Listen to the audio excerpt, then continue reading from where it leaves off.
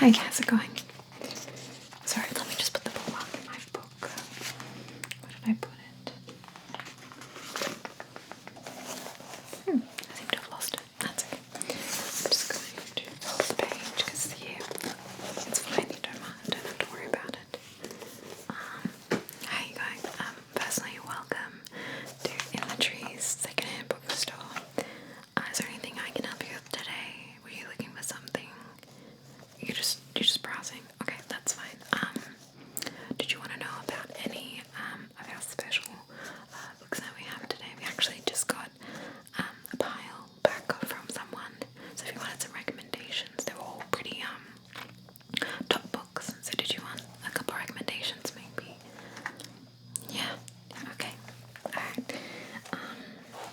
So just letting you know before we go ahead, if you do want to take anything today, I'm just gonna have to put it through with cash and via my trusty old notebook because the computer is down at the moment. But we do what we can. Alright, so I guess we'll start. Let me know if any of these are of interest or if they're not, because I'll just change it around a little bit. Okay.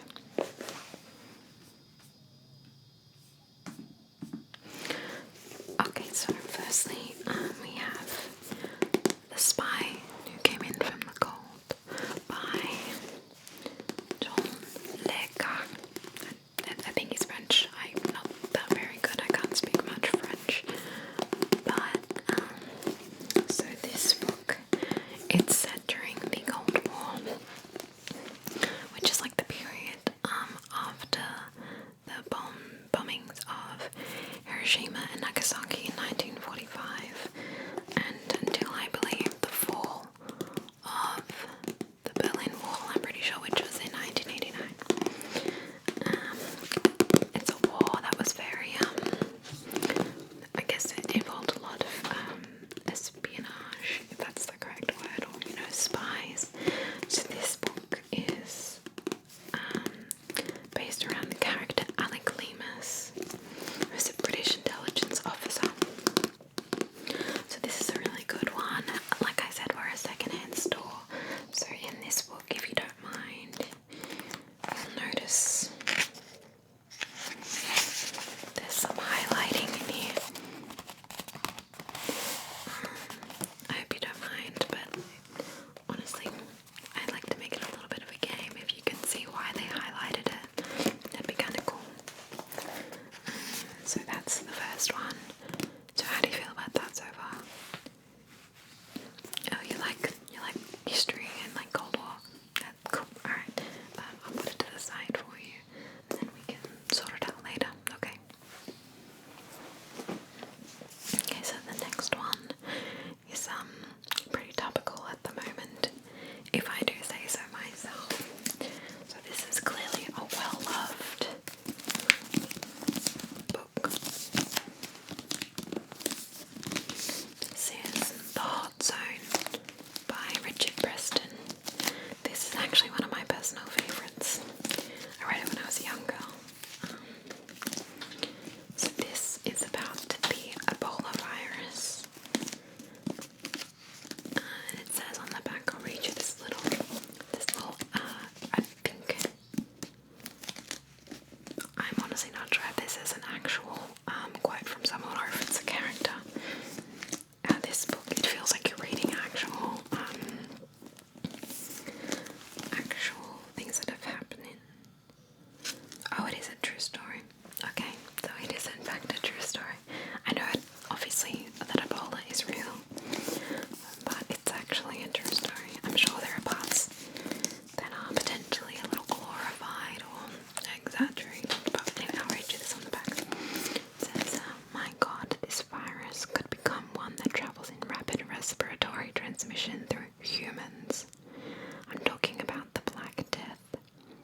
Imagine a virus with the infectiousness of influenza and the mortality rate of the Black Plague in the Middle Ages. That's what we're talking about. So this one's got a little dust cover, as you can see under it.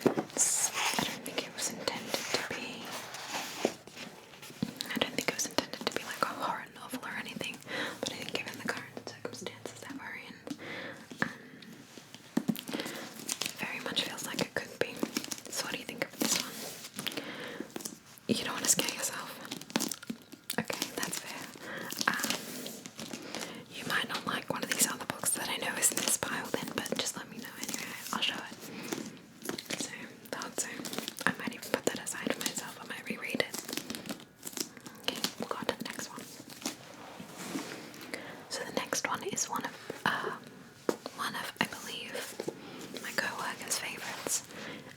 She said it really helped her view things differently.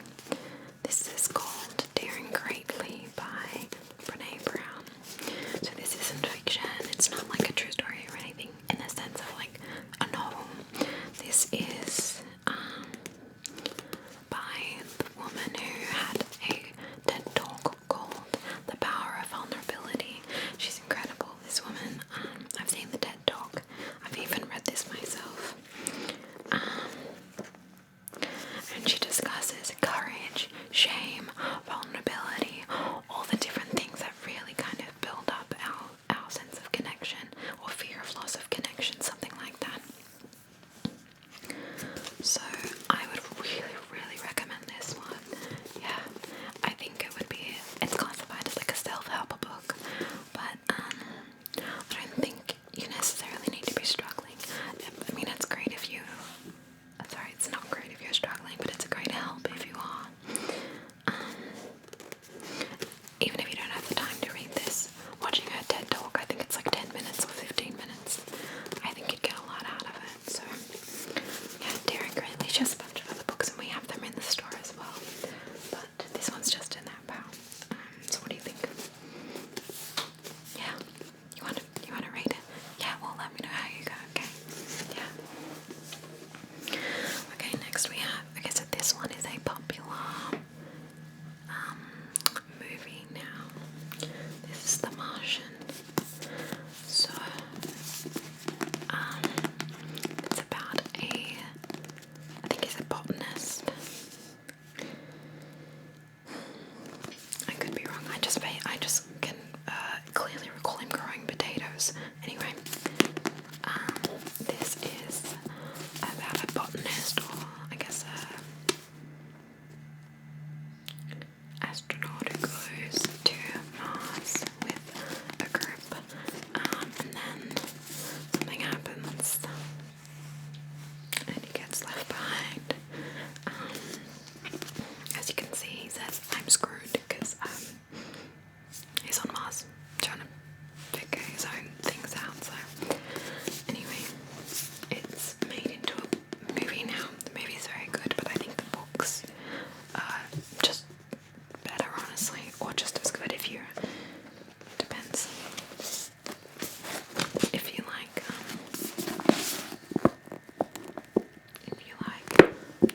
movies or books better. But I think this would be a really good addition. Oh, you've seen the movie, have you? What did you think? Yeah, I think, I'm trying to remember, what's this actor's name again?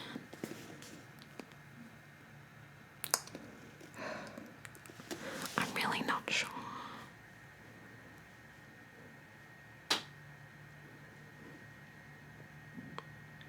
Oh, it's directed by Ridley Scott. That's interesting. He did worked on like the Alien films, which are a personal favorite of mine actually. I'm a bit of a horror buff, but that's another conversation.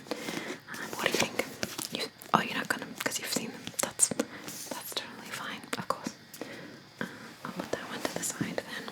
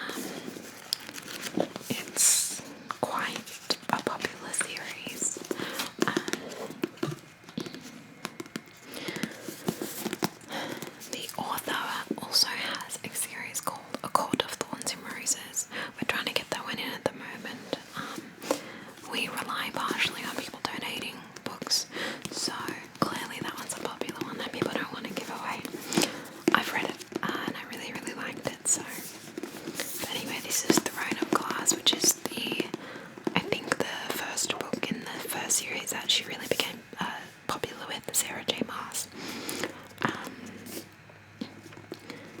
I'm not sure how to say the main character's name. Is it Selena or Kalena?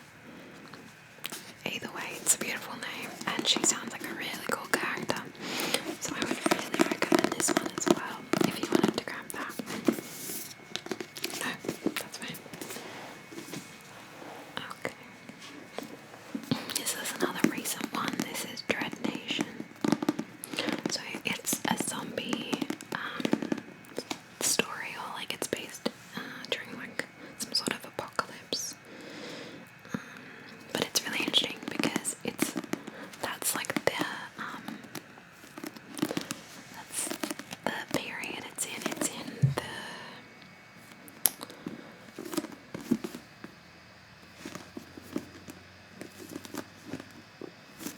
doesn't say.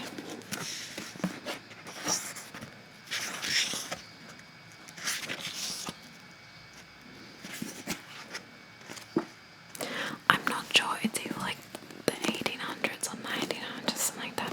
But it's a really, really good book because it discusses a lot of racial issues and prejudices surrounding skin color and stuff like that. So I think it's a really important read. Like obviously it's one of the more one of those YA novels that have actually got a bit more substance to them rather than being like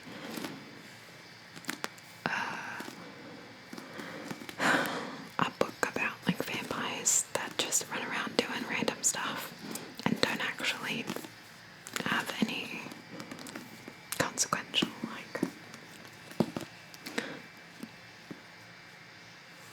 like moralities or teachings or anything at the end. But so this one, I think it's a really, really, really good one. You wanna grab this one? Yeah. Okay. I'm gonna put that to the side then. Alright, we've got a few more. I hope I'm not taking too much of your time. No. Oh, you don't have anything else to do today? Well, once we're done here, feel free to just walk around the store. Okay. Alright. So this one is in our LGBT section actually. So this is called The Seven Husbands of Evelyn Hugo. Thankfully, this is one of those books that actually manages to include an LGBT main character. And side characters too, and just like stories. And it's not queer baiting, thankfully, because I'm sure that is used way too often by authors, which is quite frustrating. But this is by the same author that wrote Daisy Jones and the Six, which is another one we have in the store. And it's by Taylor Jenkins Reid. You can see on the back. She's a really, really amazing author. We read this as a store, like in our store book club. So I would really, really recommend this one. Yeah. It's even got, this edition actually has questions at the back that you can discuss. You can use to discuss with each other once you've read them and discuss like the outcomes and what happens in the book. So, yeah. No, not today. That's fine. I'm just gonna put that one back after. That's okay. Yeah, thanks for listening to me chat about all these books, by the way. It gets kind of lonely in here sometimes. So this is one for some younger readers. I read it myself actually when I was maybe, I want to say maybe like 15. So I think it's still pretty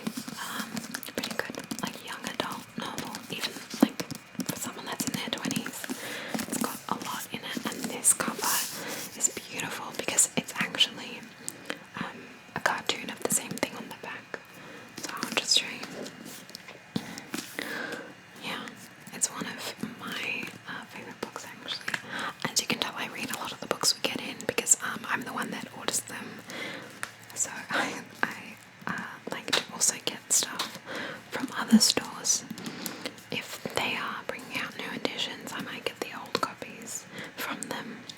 But this is by Andrew Smith, and as you can see, I didn't bother to take these out from the person that owned it before. This was donated to us, actually. And I can't remember what the cover, the dust covers. Oh, so it's just like this. So it's actually really gorgeous without the dust cover. But the person that owned it before had marked spots that they really enjoyed. So if you buy this, you can do it yourself too. So what do you think about this one?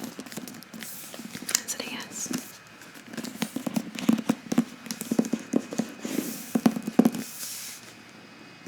Yeah. Are you gonna give it to your nephew? Yeah, I think that's a great idea. Well, I just read in here, it says ages 12 and up. Oh, he's 13. Actually, the perfect age. Okay, cool. Well, I hope he likes this. It's his birthday soon. Oh, it was last week. Oh, bit of a late present. That's fine. Hey, you do what you can. That's a really good present though. Alright, we're nearing the end. So this is another young adult one, I would say, probably for older than the previous one, Winger. This I would say is maybe for like 15, 16 up. So this is Scarlet.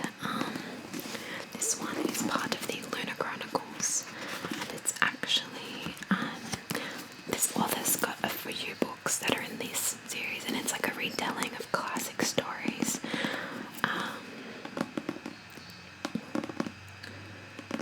But you have like different versions of them, and they're like different settings. Like for example, here on the back she has the Cinder as well. I believe we're gonna be getting that one in. Someone that said they'll be donating a bunch, and they included that one in it. So if you come back, you can pick that one up as well, because that one's the retelling of Cinderella, and I believe this is the retelling of Red Riding Hood. But in Cinderella, you have like cyborgs, and it's really, really interesting. So this one's really cool. Oh, and it's set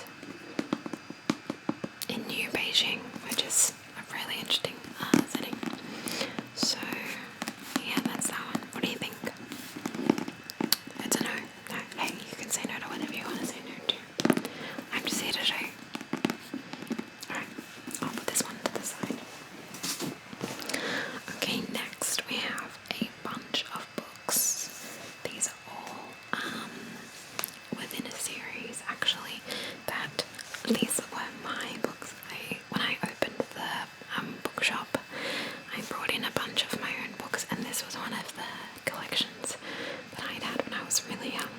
I will show you each book, but I'll begin with the first in the series. So we have Vampire Academy. So I read this when I was, gosh, so this came out in 2007. I think I read it when I was about 11. It was so good. I became so engrossed and obsessed with all the characters. It's a shame the movie wasn't very good, but yeah, it's just a great series. I would recommend it for anyone. I believe it's a young adult category of books. Yeah, really solid series. Rochelle Mead is really good. She's a very good author. She's a really good author. So this is the first one. And then we have Frostbite, which is the second one. And then Shadow Kiss, which is the third one. And then they get bigger, which is something that I found kind of annoying, is when books get published in like different sizes suddenly. It doesn't always make a lot of sense to me, but I'll show you anyway.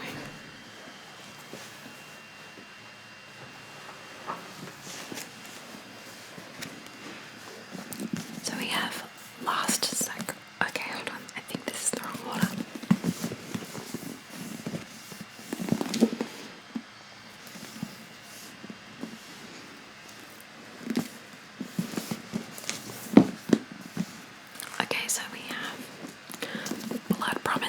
this one. These get quite, see what I mean? Like the size is bigger too. And even they're really thick at this point, but honestly, when you don't have much else to do with your time, when you're 12 or 11, you just fly through them. Even now, you can easily fly through them. They're quite easy to read. So, Blood Promise. Then you have Spirit Bound, which is another really good one. And then the last book in that series is Last Sacrifice. This one's a chunky boy. She's very, very thick, but she's a very, very good book. I really recommend this one. Obviously, I recommend you start with the first book and then work your way towards the end, but I think that you would really, really like this one. Are you gonna grab the whole series? Okay. No, there's nothing wrong with that. Well, like I said, these were the copies I brought in, so I'm really glad to be handing them off to someone who's gonna enjoy them. Yeah, okay. I'll put those over here. Okay, so there's one more thing. It's not a novel though.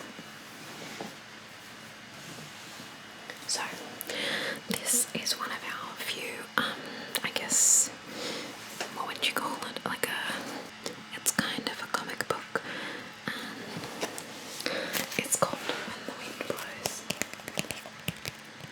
It's another Cold War book, but it's illustrated. It's very, very good. I wouldn't say it's like a kid's book necessarily. It might be a little bit much for some younger kids, but I think this one's worth the read. Honestly, for adults, I'd recommend this. It's really, really good. Very interesting. I'll show you. You've got like the interesting like colour palette changing at one point. That happens. And you see this couple deal with like everyday things. So it's quite detailed. You see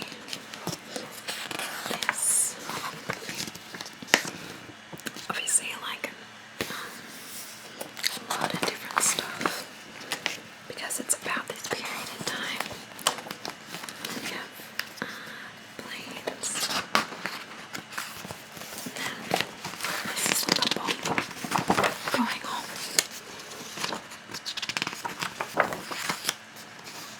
It's just very interesting to see the tensions of the Cold War depicted in this way, because I think often with like really serious things like this, you don't see them as often depicted like this.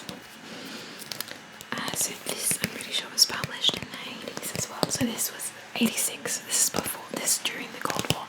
Mind you, it was the end, but still very much during it. Yeah, I remember you saying you really like history, so you're gonna grab that too. Alright, cool. I'll put that in your pile. So that's all that